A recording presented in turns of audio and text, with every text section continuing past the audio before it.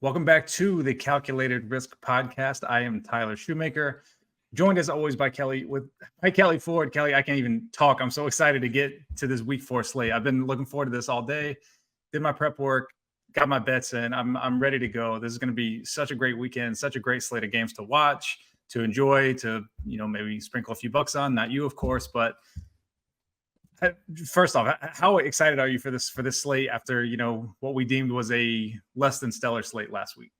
I'm always excited for college football Saturday. We wait all year for these things, but I am extra excited for this one, Tyler. With my watchability scores, I can put basically every single game involving an FBS team on a scale of 0 to 10. How watchable is it? How excitable is it?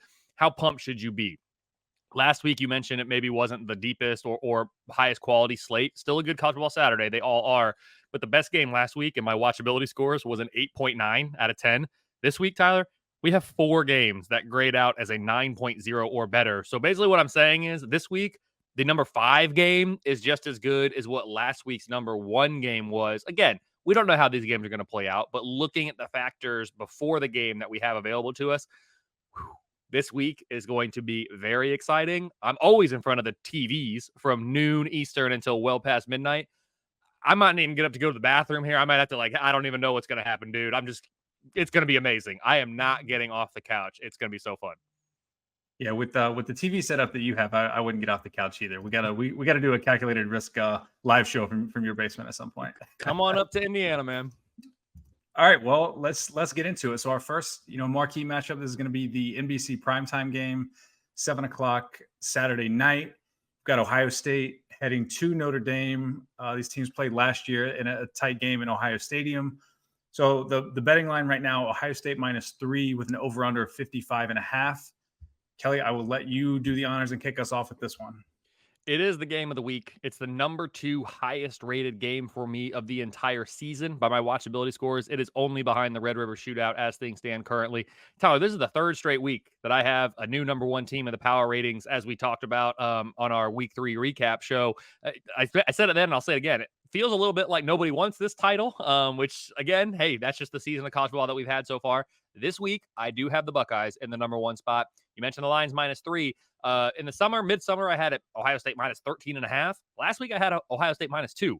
I now have it Ohio State -6.5. It's a 67% win expectancy. Ohio State has the number 4 offense in the country. They're behind 3 Pac-12 teams, actually. The defense has been very impressive. I have them number 5. However, that's only the 4th best in the Big Ten, and it's the 3rd best in the East Division, Tyler. This Big Ten East is just stacked with defenses, at least by my numbers. Ohio State is outscoring its opponents by 13.5 points per game, more than would be expected of the average top 25 team against the Buckeyes schedule. That is 6th best in the nation. This game is currently projecting as Ohio State's most difficult of the entire season. That includes the game against Penn State. That includes the game at Michigan. This is the one that the numbers view as biggest test for the Buckeyes as things stand. If we get the Kyle McCord and Buckeye offense that we got against Western last week, I don't think the Irish are going to be able to get enough stops. If we don't, it's a whole different story. On the other side of this one, Notre Dame, they have the number 6 offense, the number 9 defense. All 4 of these units are top 10 nationally. This is why you are the number 2, have the second highest watchability score of the entire regular season. The Irish are 3 points better now than they were in the preseason by my numbers. But their corresponding ranking, Tyler, is actually 1 spot worse than it was in the preseason. They're now number 13. That just goes to show you how much compression we've had at the top of the power ratings, and we haven't had teams pull away as we have in years past. Very little separates these teams based on in-season data alone. The Buckeyes are getting the edge because I still have my preseason priors in there, as we've talked about at length. Even though this game is in South Bend, I have Ohio State -6.5, a 33% chance, a 1 in 3 chance that Notre Dame pulls off the upset at home and registers one of the best wins of the season so far. I cannot wait for this game. I am nervous for this game because I think both of these teams have the ability to win it, and it should be really, really good. Yeah, it should be. And it sounds like our numbers are very similar on this game. I project Ohio State -5.5. I project a total at 57, so I would have a slight lean to the over here in this game. Ohio State's my number 2 team versus Notre Dame, who's my number 11 team. Ohio State, I've got the Ohio State offense number 7. They've slipped quite a bit for me after starting preseason number 1 in my numbers. But I do have the defense number 2 overall. So it sounds like we have a similar top 5 in terms of our defensive rankings. Mine are just shuffled a little bit more. I think I have Michigan 3, Penn State 5. So the Big Ten East has 3 top 5 defenses in the country by both of our numbers, it sounds like. So stacked division. Notre Dame coming into this game with the number 8 overall offense. So we've got the number 7 offense versus number 8 offense, and the number 2 defense versus the number 26 defense for Notre Dame. So, my numbers really did not like the defensive performance against NC State. And then again, giving up 17 points last week to Central Michigan, who I only project to average about 20 points per game. So couple of poor defensive ratings the last couple of games from Notre Dame here coming into this. And one thing that I really wanted to point out is I think there's been this huge public perception that, Notre Dame has just outplayed Ohio State to this point. We've kind of heard the narratives around that all season here so far. But if I just use the on-field data from 2023, I still would make Ohio State a 4.5 point favorite in this game. So my numbers don't quite bear that out, that Notre Dame has been far superior. Their schedules have been similar. I looked, NC State's about 5 points ahead of Indiana, which, so that's like a somewhat comparable game for these two teams. Otherwise, it's been, each have played an FCS team and then a lesser Power 5, FBS team. So all in all, again, Ohio State minus 5.5, projected total of 57. That's a 65% win probability for Ohio State here in this game.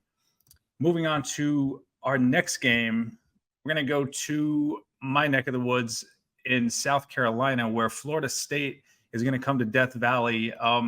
Clemson obviously did not look good in week 1 against Duke. They've had kind of issues finishing drives, even since that game. I heard, I hadn't looked closely at this, but one thing that was pointed out to me is Charleston Southern only scored 13 total points against North Greenville University, which is 30 minutes up the road from my house, which is a very, very small college. They scored 14 in the first half against Clemson. So I'll kick us off here on this game, because the thing that jumps out to me for all of the public heads talking about, what's wrong with the Clemson offense and is the quarterback, is the play calling. The thing that sticks out to me with Clemson is their defense. So I've got Clemson number 25 overall. Their offense is number 17, which is respectable, probably about what people would expect. But I've got the defense number 46. My numbers have not liked their defensive performances so far.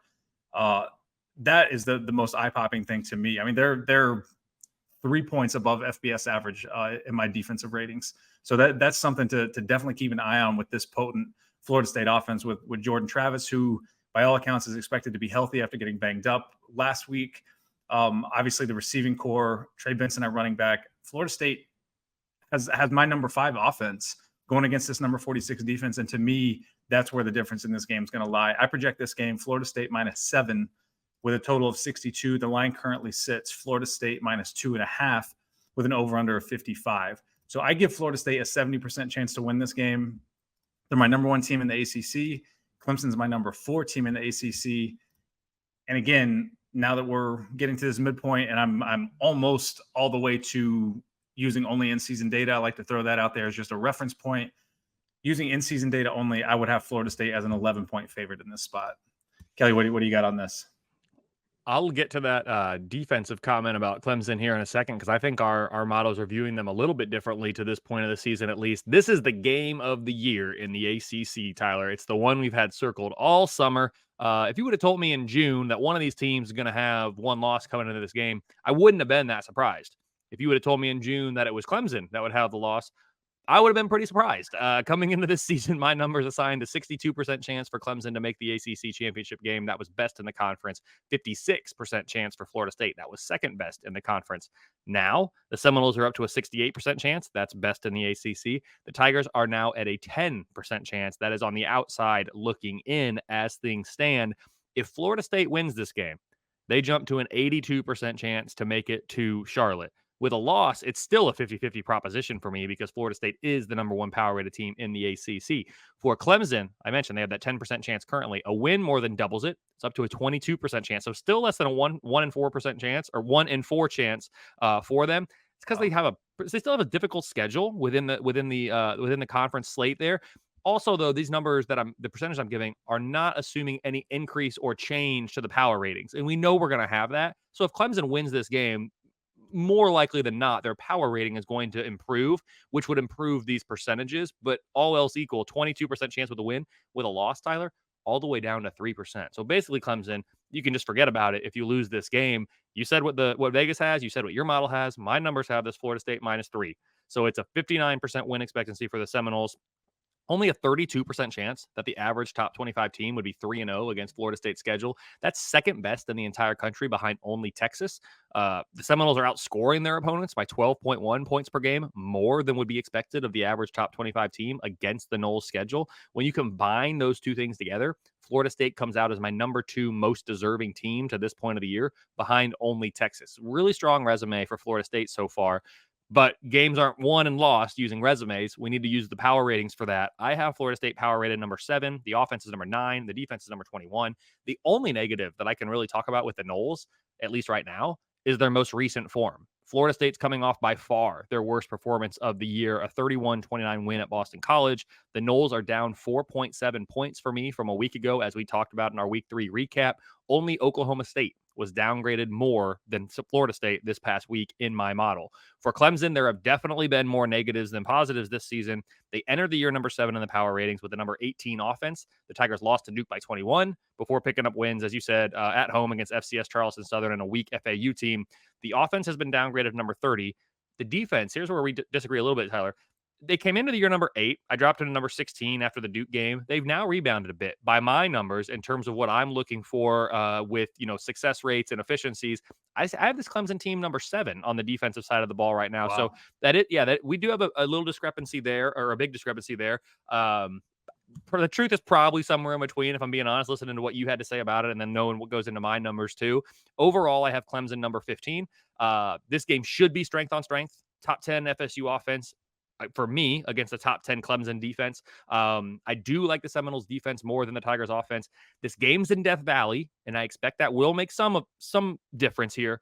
Although maybe not as much of a difference at noon as this game would have had, as the environment would have had if this was played later in the day. So Clemson fans can't be happy with the networks for making this a noon kickoff.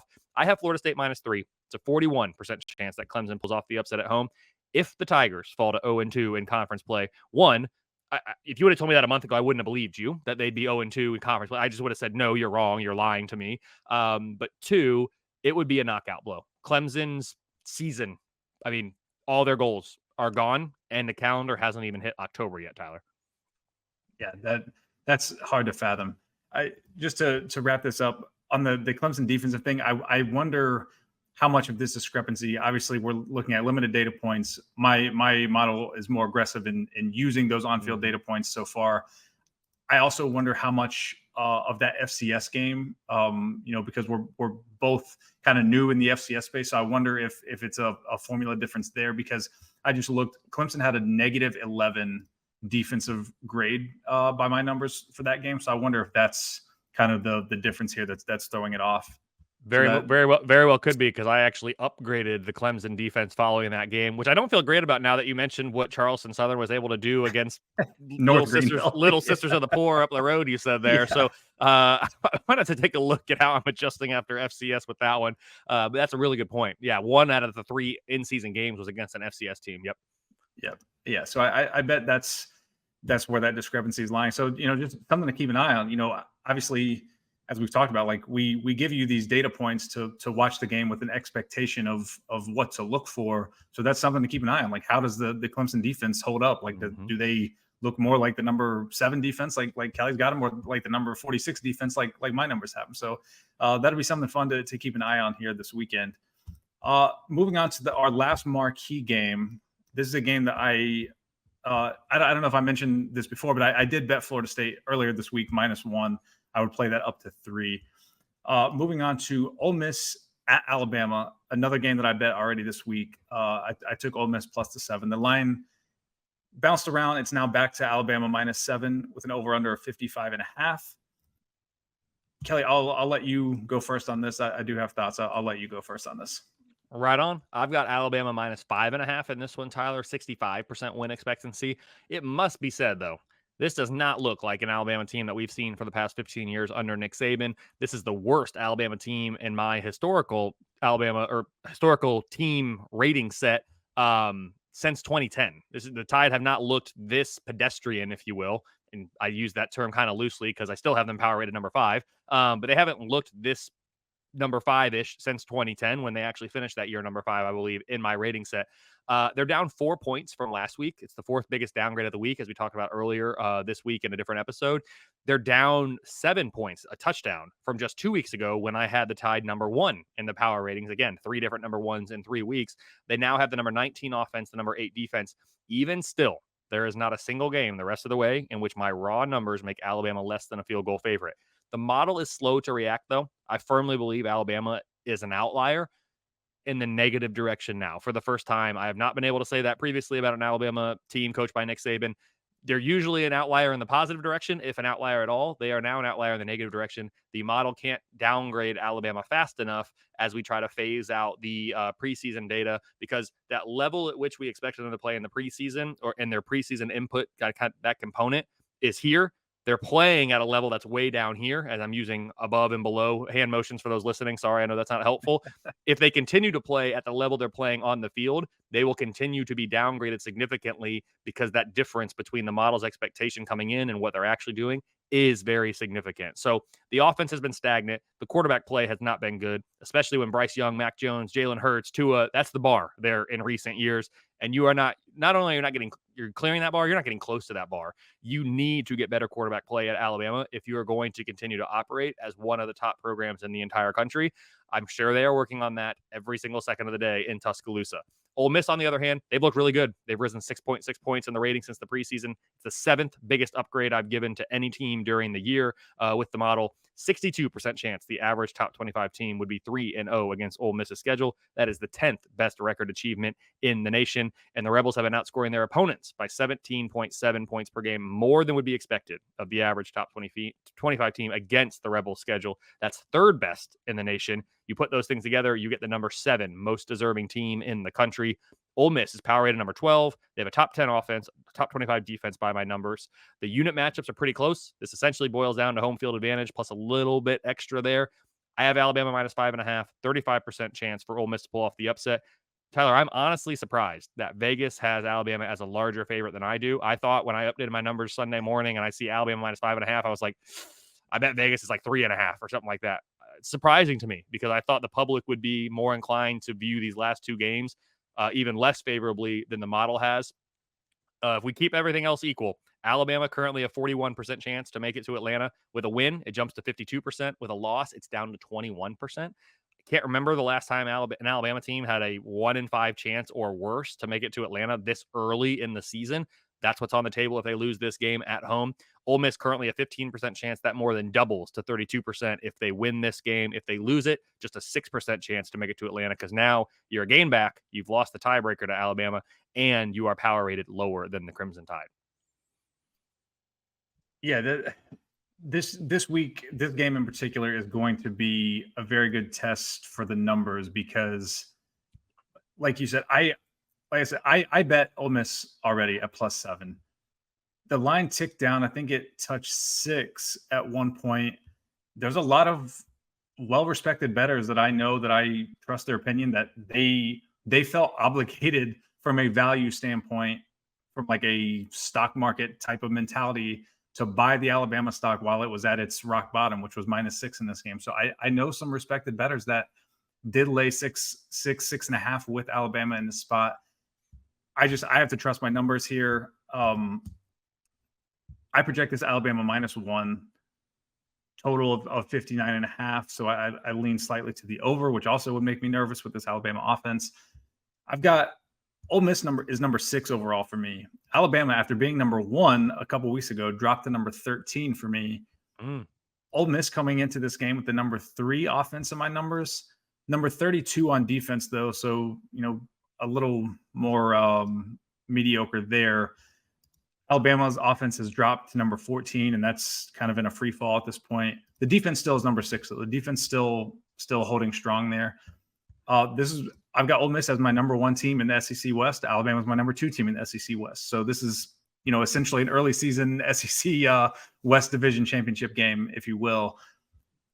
Using just the on-field data, I would make Ole Miss -9 here. Wow. I think they've far exceeded what Alabama's done on the field so far. So, like I said, this will be a very good test of like the holding the priors in versus letting them go. Obviously, you don't make a sweeping judgment off of one game, but this will be an interesting kind of data point for that. And one point that I was thinking of earlier today is we've seen Lane Kiffin have worse teams give much better Bama teams all they can handle, even at Alabama. I think Lane Kiffin is the perfect kind of coach to be able to take advantage of, and his defensive coordinator, Pete Golding, was at Alabama previously. So I think from a coaching standpoint, obviously from the on-field performance standpoint, like everything to me screams Ole Miss in this game. I understand the guys that bet Alabama based on like, well, you've never, like, literally last week, the line on this game was 11.5. So I get it from that standpoint. But to your point, Kelly, I don't think models and odds makers have been able to keep up with how much worse Alabama's been on the field relative to their preseason expectations. So I get it, but I'm a numbers guy. I'm gonna trust the numbers. And like I said, I already put my money where my mouth is here and bet Ole Miss +7 in this game. But either way, I'm looking forward to watching it and seeing if Alabama really is as bad as they've looked this first month of the season. All right, moving on. So those are our 3 marquee games. Those are the ones that everyone's going to be tuned into. We did want to hit quickly on a few other kind of high-profile games, and all of these games involve teams that are in the TSI top 25. So, run through these quickly. So we'll go Penn State and Iowa. Penn State currently a 14.5-point favorite. Over/under currently 40. I project this game Penn State -16. I bet this line earlier in the week at Penn State -13. I would play that to 14, but I don't know that you're going to get a 14 again at this point because I've seen it go 14.5, 15, but I would play it up to 14. I give Penn State an 87% chance to win this game. Penn State's my number 5 team overall, and Iowa is my number 36 team overall. Kelly, thoughts on this game? Yep, I got Penn State -16 here at home against Iowa. Penn State, for me, comes in power rated number 6. The offense is the number 15 unit. The defense is the number 4 unit. For Iowa, I have them power rated number 33. Defense is number 1. So again, this is a number 1 defense and number 4 defense. A lot of defense in this game. The offense, though, this is not going to surprise anybody. Power rated number 83 for the Iowa Hawkeyes. That's the storyline here. That's the difference in this game. If Iowa just had a average FBS offense, this team would be the clear favorite in the Big Ten West. Right, they're neck and neck with Wisconsin for me right now. If the offense was just more competent, not just this year, but the last 5 years, 10 years, Iowa would be in a much better position year in and year out to have the success that they want to have. I don't see it. It's the whiteout game. Penn State's going to be ready, and it's a 87% chance for Penn State to win it, 13% chance that Iowa goes into Happy Valley and comes out with the win. If they do, that'll be huge for their chances to make the Big Ten championship game, getting a road win. Now, granted, it's not in their division, but again, that'll be a great confidence boost for this team moving forward when they should be big favorites against Michigan State and Purdue before having to go to Wisconsin in Week 7. So I like Penn State in this one by about 16. Yeah, so our numbers are identical on that game. And one last note on this game. I think there is some rain expected in the forecast for this game, so keep that in mind as you place your wagers for this game heading into the weekend. Our next game, UCLA and Utah. I'm really interested in this game because the line currently sits Utah -5. It was -7 earlier in the week, in which I bet UCLA +7. I project UCLA as a 2-point favorite here. They've been much better on the field. Now, the hard thing is Cameron Rising, the Utah quarterback, hasn't really played. He might be back this week. They're pretty close to the vest as far as their injury statuses go there at Utah. So that obviously could and will make a difference. I don't know that it makes a 7-point difference. I don't know that Cam Rising's worth 7 points to a point spread. So I do feel pretty good about my UCLA position. I give UCLA a 53% chance to win here as 5-point underdogs. Yeah, I've got Utah as the favorite, 3.5 points. So not quite as much, 60% chance to win. Cam Rising, that's the big question you talked about there. If he plays, of course, you like Utah better. If he doesn't, now you're bringing it back into question. This stat, though, is interesting. The last time Utah lost a game at home was the 2020 COVID season. Before that, it was 2018. I mean, this Utah team does not lose at home. I think that's absolutely fascinating. Number 17 power rated. The offense is number 28. The defense is number 11. That's the best in the Pac-12. For UCLA, they have improved this season, up from number 31 in the preseason. I now have number 22 in the power ratings. The offense is top 10 now. The defense is number 27. So these unit matchups, just on face value with the ranking, not the rating, UCLA offense number 10 versus Utah defense number 11. Utah offense number 28 against UCLA defense number 27. Basically, that's a wash on either side. Now, again, Cam Rising, is he playing? That makes a difference. It's home field advantage, essentially, is what we're looking at here, plus maybe a little bit extra from preseason weights. Give me Utah, minus 3.5, 60% chance to win. UCLA, they have a very favorable conference schedule. If they get this win, they are a serious contender, I would say. I mean, at least a serious dark horse contender to make it to Las Vegas, because this schedule does set up nicely. They avoid Oregon. They avoid Washington on the schedule. So, yeah, it could be good for UCLA if they're able to get this tough win in Salt Lake. Yeah, that winning streak stat is crazy. I remember that from when I bet Utah against Florida in week 1, and I remember seeing that. That's crazy. All right, our last game, the talk of college football right now, Colorado Buffaloes playing against Oregon. You know, when I was doing my work on Sunday updating numbers and I put my projection out, and I was like, man, I've got Oregon minus 21.5. Like, is that right? I was like a little nervous about what the market was going to be, and it was pretty much on the line right now. Oregon minus 20.5, total of 70.5, which I tweeted earlier this week of a stat of totals that are above 66 and then above 70. I mean, the under hit rate on those high totals is like absurd. So, I mean, so far this season, I think it's totals 66 or higher have gone under 11 of 13 games. So just something to keep in mind here. Never would encourage you to blindly bet anything, but, you know, just something to look at as a potential angle here. Like I said, I project Oregon minus 21.5. I project the total at 64.5. So quite a bit of value here on the under, according to my numbers. I give Oregon a 93% chance to win. This doesn't even factor in the fact that Travis Hunter is not going to play. So, you know, I would say he's probably worth maybe 3 points here to the spread. So I like Oregon in this game big. I definitely think they win. I won't be surprised at all if they cover this 20.5. I'm right there with you, basically across the board there. Last week I had this game Oregon minus 20. I think the market was somewhere around 14. This week they come out minus 21. My number's Oregon minus 21.5. So I did not really move that much from last week to this week. The market certainly did, reacting to that close call against Colorado State. It's interesting to me, this game, not from the power rating side because Oregon's the clear favorite, but from a resume side, Colorado, they're currently my number 4 team in my most deserving rankings. Oregon's number 11. These are two teams who have accomplished quite a bit on the field, given the schedule that they faced and then how they performed in those games. Because you can look at Oregon's and say, well, have they really played anybody? Well, I'd say, yeah, at Texas Tech. I know Texas Tech isn't having the season they wanted. They're still a pretty good power rated team. So that's still an impressive win. And then they've just throttled their other 2 opponents, Portland State and Hawaii. So this offense is number 2 in the country for me. The defense is mid-30s. Oregon's number 11 overall. Colorado, much, much better than I expected. Only Oklahoma has risen more from the preseason to now in my power ratings. They're still number 59 nationally overall, top 45 offense. The defense, I have concerns. They're number 93. But yeah, for me, it's 21.5, 93% chance to win for Oregon, just like you, 7% chance for Colorado to pull off the upset.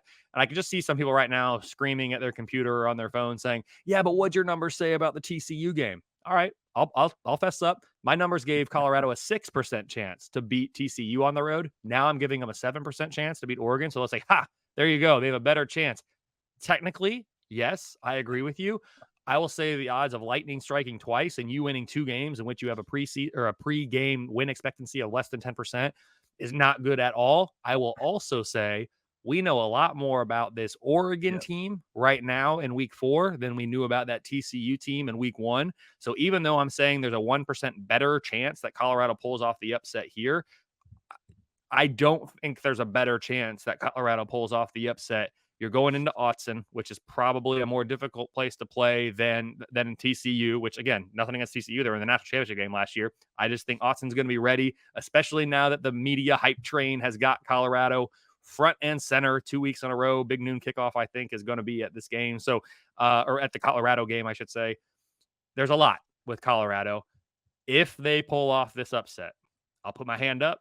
I'll say, okay, let's take them seriously in the Pac-12. I don't think it's going to happen.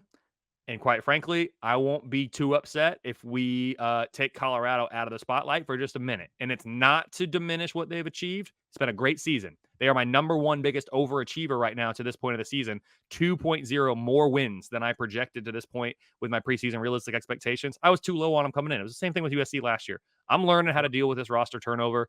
I'll get better in the future. They're much better than I thought, but they're not quite as good as I don't think some people are saying. No problem with them being ranked. I'd have them ranked number 4. But from a power rating standpoint, they're not in that same conversation. Win this week, I'll change my mind. Yep. Huge distinction there. Well said.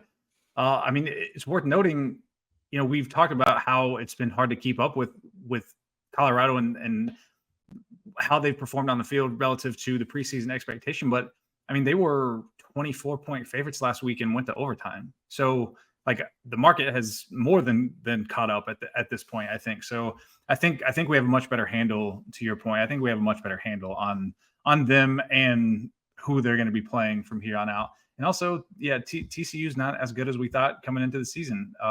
They got a lot of benefit of the doubt from their success last year. Hasn't quite worked out as well. I've already bet against them again this week with SMU. So, but again, looking forward to that one, of course, and the rest of the slate. I think that's going to do it for us here today. Looking forward to this weekend. Hope everybody enjoys all these huge games that are going to have conference title implications, playoff implications. It's going to be great.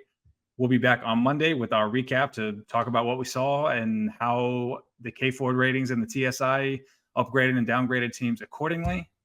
For Kelley Ford, I'm Tyler Shoemaker, and that was Calculated Risk.